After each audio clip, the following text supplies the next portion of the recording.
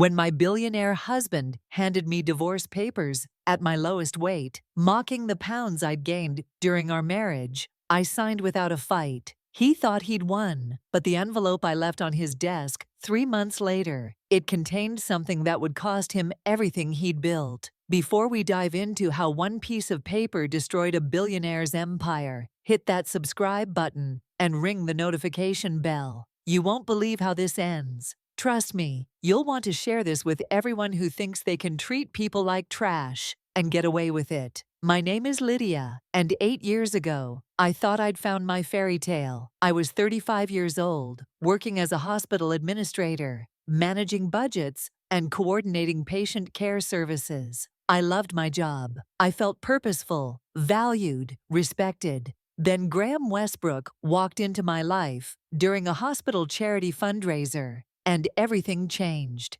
Graham wasn't just wealthy. He was billionaire wealthy. He'd built a pharmaceutical empire from the ground up. And at 42, he had the kind of confidence that made everyone in a room turn when he spoke. When he approached me that night, asking about the hospital's programs with genuine interest, I was flattered but cautious. Men like Graham didn't usually notice women like me, but he was persistent, charming, and for 6 months, he made me feel like I was the only woman in the world. The courtship was a whirlwind. Private jets to Paris for weekend getaways, front row seats at Broadway shows, candlelit dinners where he'd actually listen to me talk about healthcare policy and community outreach. He said he admired my intelligence, my compassion, my drive. He said I made him want to be a better person. When he proposed on a yacht in the Mediterranean, I said yes without hesitation. I thought I was the luckiest woman alive. The first year of marriage was good, or at least I thought it was. We lived in his mansion in Connecticut, this sprawling estate with more rooms than I could count. I quit my job because Graham said he wanted me to focus on being his partner, attending galas and charity events, representing the Westbrook name. I missed my work, but I tried to embrace this new life. I really tried. But then the comments started. Small at first. Graham would watch me at dinner and say things like, "Maybe skip dessert tonight, darling. We have that gala next week." Or he'd pat my hip and joke, "Someone's been enjoying the chef's cooking a little too much." He'd laugh like it was nothing, like he was just being playful. But each comment felt like a tiny cut, and those cuts started to add up. His mother, Constance, was even worse. She'd look me up and down at family dinners with this disapproving expression and make comments about how women in their family maintained their figures. She'd suggest personal trainers, nutritionists, and once even handed me a brochure for a weight loss retreat. Graham would just sit there, saying nothing, never defending me. Then came the miscarriages. 3 of them over 4 years. Each one shattered a piece of my heart. The doctors put me on hormone treatments, fertility medications that made my body swell and my emotions spiral. I gained 40 pounds that felt like 400 with the way Graham looked at me. He stopped touching me, stopped kissing me goodnight, started sleeping in the guest room because he said I kept him awake with my tossing and turning. I'd catch him staring at me sometimes with this expression of disgust, like he couldn't believe what I'd become. I started avoiding mirrors, started wearing oversized clothes, started eating in secret because I was so ashamed of being hungry. The depression wrapped around me like a heavy blanket, suffocating and inescapable. I'd cry in the bathtub, wondering what happened to the confident woman I used to be. Then Felicity arrived, 26 years old, blonde, thin, with legs that seemed to go on forever. Graham introduced her as his new executive assistant, said she was brilliant and driven. She started accompanying him on business trips, started sitting in on dinner meetings at our house, laughing at his jokes, touching his arm a little too casually. I wasn't stupid. I knew what was happening. One night, I found Graham's iPad left open on the kitchen counter. The messages were right there. "Can't stop thinking about last night.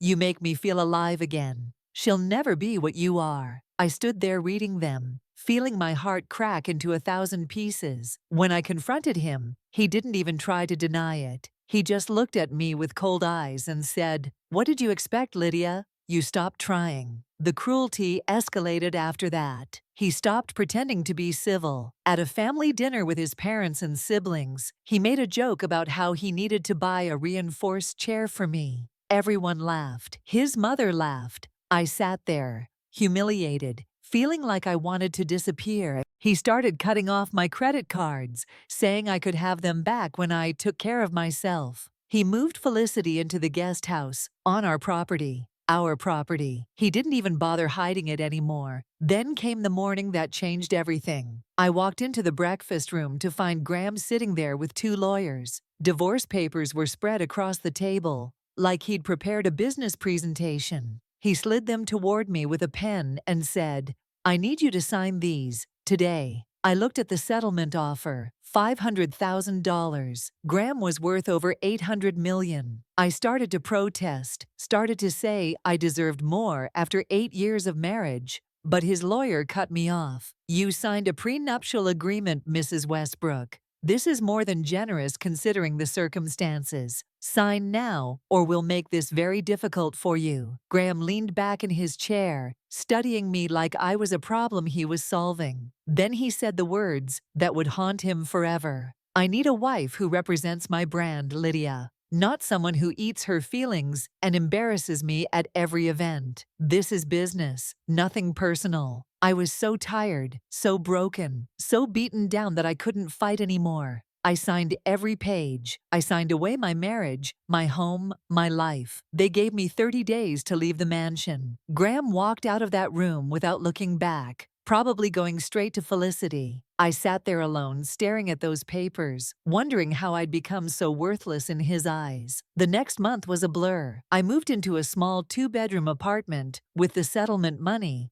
which wouldn't last long in Connecticut. I barely ate, barely slept. There were nights I stood on my balcony and wondered if anyone would even notice if I was gone. But my sister Naomi noticed. She showed up at my door, took one look at me, and refused to leave. She made me eat, made me shower, made me promise I'd see a therapist. Therapy saved my life. Durchen helped me understand that my worth wasn't tied to Graham's opinion of me, that I'd been systematically abused, emotionally destroyed by someone who was supposed to love me. She helped me see that losing weight wouldn't fix what was broken inside, that I needed to heal my mind and heart first. I started walking, just around my neighborhood at first, then longer distances. Not because I wanted to lose weight for anyone else, but because movement helped quiet the thoughts in my head. The weight started coming off naturally when I wasn't drowning in stress and misery. But more importantly, I started remembering who I was before Graham.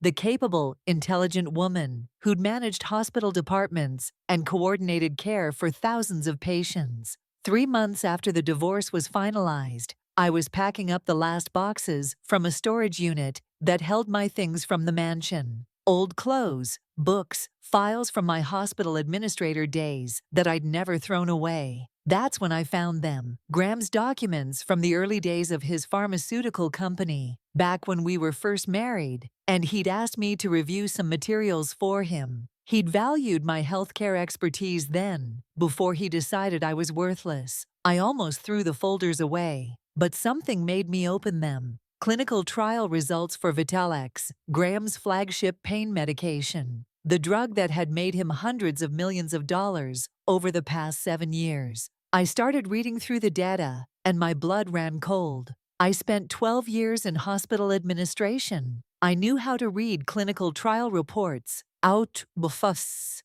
to interpret patient outcome data, and what I was seeing in those files was criminal. Test subjects had developed severe liver damage during trials, enzyme levels that should have stopped the study immediately, adverse event reports that had been suppressed or rewritten, and a memo in Graham's own handwriting, discussing how to present the data to the FDA in a way that downplayed the risks. Graham had known. Before Vitalex ever hit the market, he knew it could cause serious harm, and he'd buried the evidence to protect his profits. I sat on my apartment floor, surrounded by those documents, shaking. This wasn't just about me and Graham anymore. This was about thousands of patients who'd taken Vitalex for chronic pain, who might be suffering liver damage without knowing why. This was about people's lives. I won't lie to you. Part of me wanted revenge. Part of me wanted to destroy Graham the way he'd destroyed me. But as I sat there reading report after report of suppressed side effects, I realized this was bigger than my hurt feelings. This was about justice. This was about protecting people who trusted that their medications were safe. I spent 2 weeks copying every document, organizing the evidence, building a case. I found a medical ethics lawyer who took my consultation pro bono. When I explained what I'd discovered, she confirmed what I already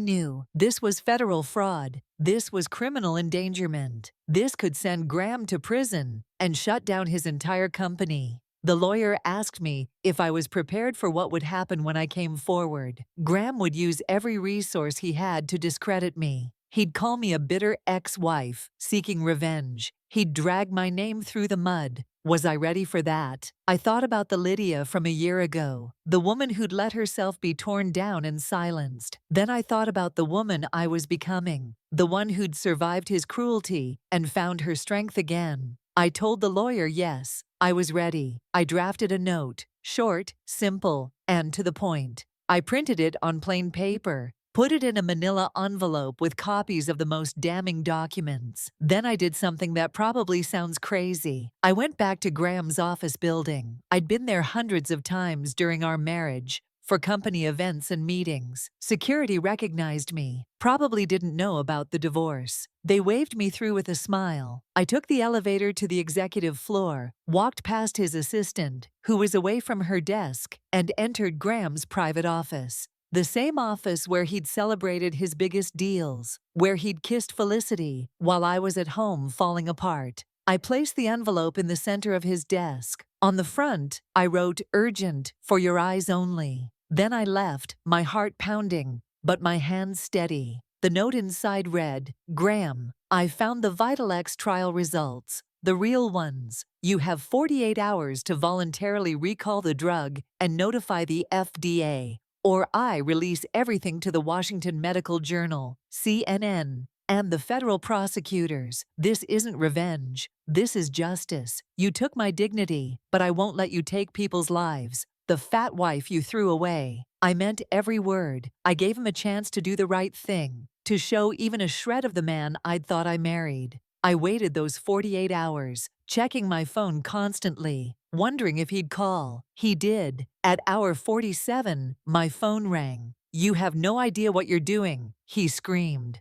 "I will destroy you, Lydia. I'll make sure you never work again. I'll bury you in lawsuits. You're making the biggest mistake of your life." I'd practiced what I'd say. I'd rehearsed staying calm. "Graham," I said quietly, "you already tried to destroy me, and I survived.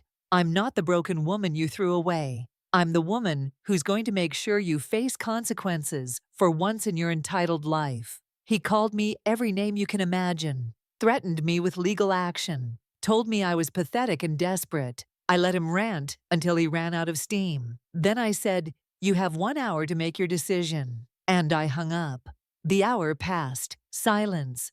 Graham had made his choice. He thought I was bluffing. He thought the scared, submissive woman he'd divorced would never actually go through with it. He thought wrong. Exactly 48 hours after I left that envelope, I sent the complete evidence package to the Washington Medical Journal, 3 major news networks, and the FDA Office of Criminal Investigations. Then I waited. The story broke within 24 hours. Billionaire pharma CEO accused of hiding dangerous drug data. By the next morning, it was national news. CNN had medical experts analyzing the documents on air. The FDA issued an emergency recall of Vitalex. Graham's company stock went into free fall, dropping 87% in a single day. I watched it all unfold from my small apartment, my phone buzzing constantly with reporters trying to reach me. My lawyer handled all media inquiries. We released a statement. Mrs. Westbrook came forward as a healthcare professional and citizen concerned about patient safety. Her decision was motivated entirely by the desire to protect public health. The criminal investigation moved fast. Federal prosecutors don't mess around with healthcare fraud. They raided Graham's offices, seized servers, arrested him at the mansion where we'd once lived together. The footage of him being led out in handcuffs played on every news channel. Felicity stood in the doorway watching, and within a week, she was gone. Back to wherever she came from, the money she'd been chasing evaporated overnight. The class action lawsuit came next. Thousands of patients who'd taken Vitalex and suffered liver damage. The settlement demands topped $2 billion. Graham's entire empire crumbled in a matter of months. His lawyers couldn't save him this time. The evidence was too damning, and it was all in his own handwriting. Even his mother, the formidable Constance Westbrook, publicly disowned him to save the family name, released a statement about how deeply disturbed and betrayed she felt. The same woman who'd mocked my weight for years suddenly acting like she had moral standards. The irony wasn't lost on me. Graham was sentenced to 18 years in federal prison for fraud, criminal endangerment, and obstruction of justice. 18 years. He'd be 70 when he got out. If he lived that long, everything he'd built, everything he'd valued, more than our marriage, more than basic human decency, was gone. As for me, the FDA awarded me a whistleblower reward of $150,000 for coming forward. I used that money to start a nonprofit organization dedicated to patient advocacy and helping people navigate the healthcare system. The same work I'd loved before Graham convinced me to give it up. I lost another 30 pounds over the following year, but honestly, I stopped caring about the number. I started caring about how I felt, strong, capable,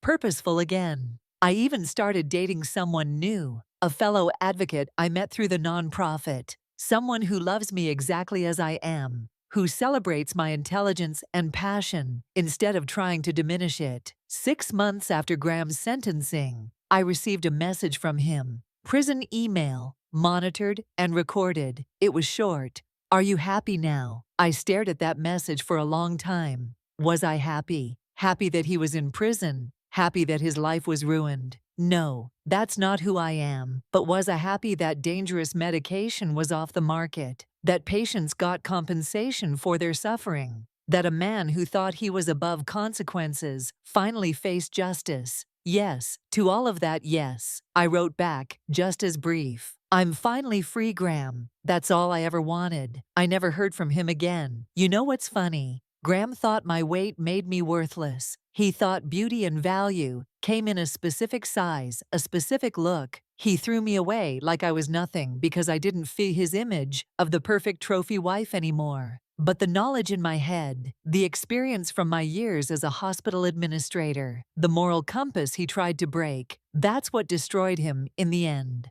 The very expertise he'd once valued, then dismissed, the woman he underestimated so completely, became the only person with the power and courage to take everything from him. I still think about those dark days sometimes, the humiliation of that family dinner, the coldness in his eyes when he called me embarrassing. The moment I signed those divorce papers, feeling like my life was over, but I survived all of it, and on the other side of that pain, I found myself again. If you're in a relationship where someone makes you feel worthless, where you're constantly criticized and diminished, where you've lost yourself trying to be enough for someone who will never value you, please hear me. You are not the problem. Your worth is not determined by someone else's cruelty. And sometimes, the person who breaks you gives you exactly the freedom you need to become who you were always meant to be. Graham thought that he was getting rid of a problem when he divorced me. Instead, he created the one person who could and would hold him accountable. Karma isn't always instant, but it's always coming. And sometimes, karma looks like a fat wife who refused to stay thrown away. If this story gave you chills, smash that like button right now. Share this with anyone who needs to remember that you should never underestimate the person you've hurt. Subscribe because I have more stories about people who discovered that karma is real. and she doesn't forget. Drop a comment and tell me, do you think I did the right thing? Was it justice or was it revenge? I want to know what you think. I'll see you in the next one.